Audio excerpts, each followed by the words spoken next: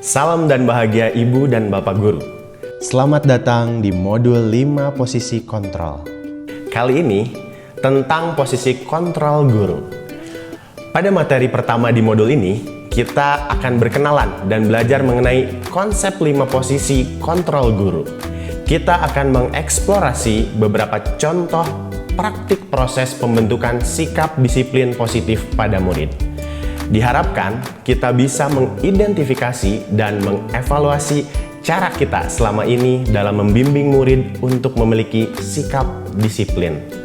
Dengan begitu, kita bisa tahu letak posisi kontrol kita dan dampaknya bagi perkembangan murid. Aku pernah lupa membawa buku gambar. Aku disuruh menyanyi lagu di depan kelas. Aku pernah berantem.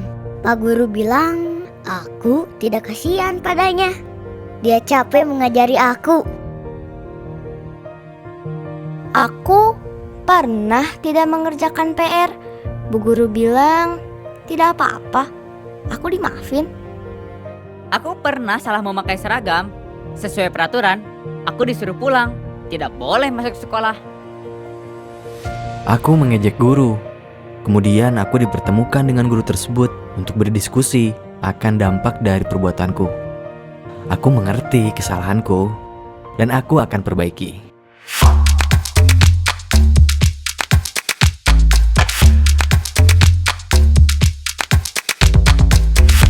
Apa nih reaksi ibu dan bapak mendengar cerita tentang mereka? Saat kita ingin membuat murid kita memiliki sikap disiplin, kita menggunakan beberapa cara yang berbeda untuk bisa mengontrol murid. Sebenarnya kontrol seperti apa sih yang bisa kita terapkan di kelas? Ibu dan bapak, sebelum kita masuk dalam 5 posisi kontrol, mari kita samakan dahulu persepsi tentang konsep disiplin. Selama ini, melekat sekali di benak kita bahwa disiplin sangat erat kaitannya dengan kontrol. Tetapi, apakah iya disiplin di sekolah itu maksudnya kita dapat mengontrol murid? Dr. William Glasser membantu kita mengenali 4 ilusi kontrol yang mungkin kita yakini selama ini.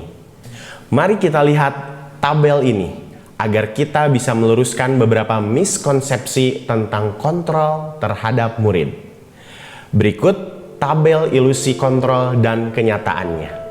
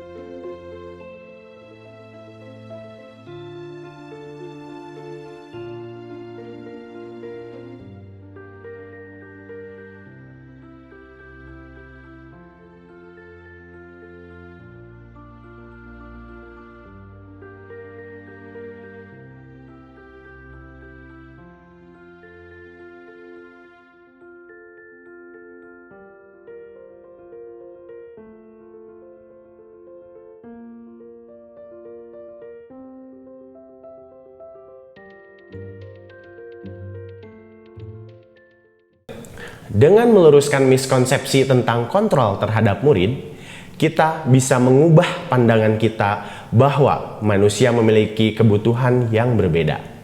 Kita juga memahami bahwa setiap orang memiliki gambaran dan pandangan yang berbeda tentang segala hal. Mari kita sadari bahwa kita tidak bisa mengontrol orang lain. Diri kitalah yang bisa kita kontrol.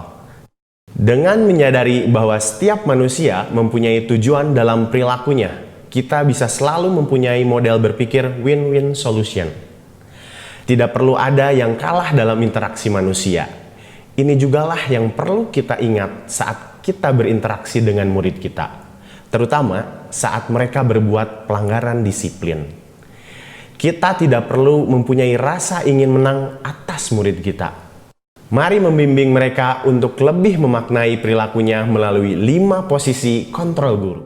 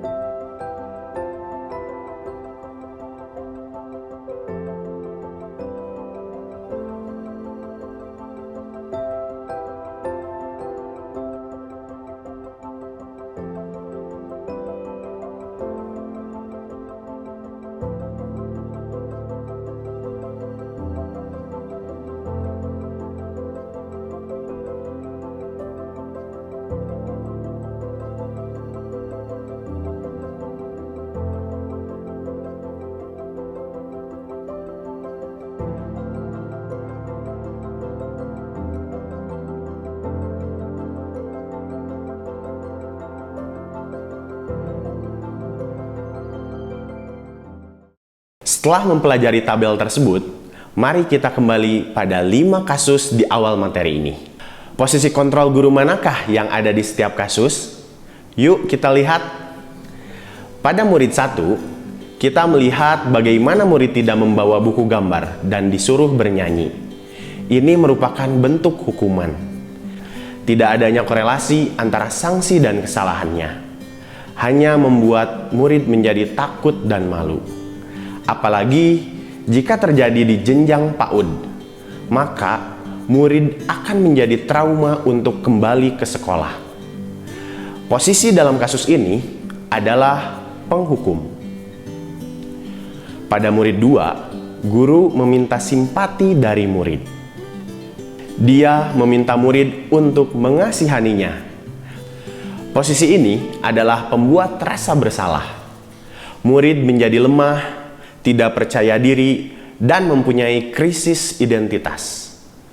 Pada murid ketiga, saat murid tidak mengerjakan PR, gurunya memaafkan dan membiarkannya. Apakah muridnya belajar akan kesalahannya? Tidak. Posisi kontrol ini adalah teman. Murid akan menjadi nyaman dan menjadi ketergantungan akan dukungan dari kita. Pada murid keempat, guru menerapkan sanksi sesuai aturan sekolah. Murid salah memakai seragam. Peraturannya adalah pulang. Sehingga murid tidak sekolah di hari itu. Posisi ini adalah posisi pemantau. Murid melakukan konsekuensi sesuai peraturan.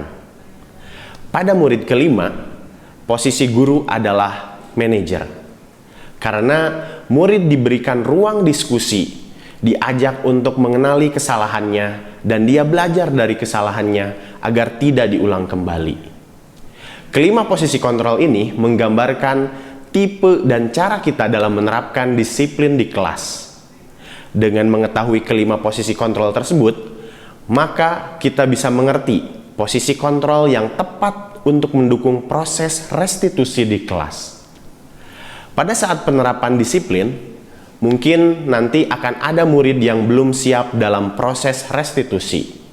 Sehingga kita bisa berganti posisi dari manajer ke posisi pemantau. Ini tidak masalah dan diperbolehkan. Ibu dan Bapak guru, mari kita evaluasi kembali saat ini kita lebih sering berada dalam posisi kontrol guru yang mana. Setiap posisi kontrol memiliki dampak yang berbeda bagi murid. Dengan melihat tabel tadi, sekali lagi, mari kita pikirkan kembali dampak masing-masing posisi tersebut dalam pembentukan disiplin diri murid kita. Tentunya kita ingin setiap proses pendisiplinan yang kita terapkan bermakna bagi perkembangan positif murid. Lalu, seperti apakah posisi terbaik untuk membantu murid melakukan restitusi? Kita akan pelajari dampak dan contohnya lebih lanjut pada materi selanjutnya ya. Sebelum kita mengakhiri sesi ini, mari kita melihat sekali lagi ke dalam diri. Apakah ibu dan bapak guru sering berpindah posisi kontrol? Jika iya, kira-kira faktor apakah yang menyebabkan kita berpindah posisi? Mari kenali lagi posisi kontrol dominan kita saat ini dan kita renungkan posisi kontrol terbaik menurut kita. Selamat belajar ibu dan bapak guru, tetap sehat dan semangat ya. Salam dan bahagia.